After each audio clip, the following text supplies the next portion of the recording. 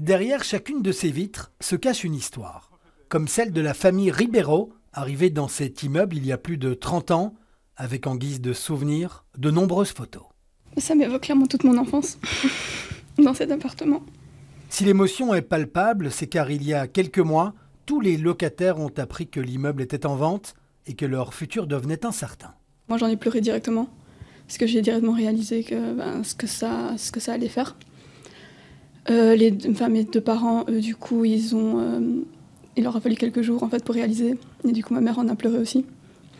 Parce que cet immeuble, c'est même pas cet appartement, mais cet immeuble en soi représente toute leur vie en Belgique. Depuis qu'ils ont immigré du Portugal, ils habitent ici. Donc c'est un appartement de chambre. On change d'étage et d'appartement. Bienvenue chez Joachim. Donc voilà, ici nous sommes dans le séjour. Donc l'appartement fait 65 mètres carrés et nous payons 720 € de loyer sans les charges. Alors pour éviter de voir leur loyer exploser ou de devoir déménager, une initiative est née entre tous les locataires.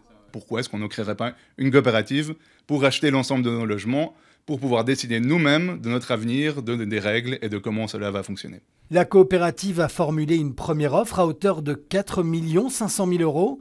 Le propriétaire en demande 1 million de plus. On se battra jusqu'au bout, ça c'est clair. Donc voilà, on essaiera de faire tout ce qui est notre possible pour continuer à lutter, pour continuer à préserver notre droit à la ville, notre droit à habiter quand même en centre-ville, parce que finalement la ville doit appartenir à tout le monde.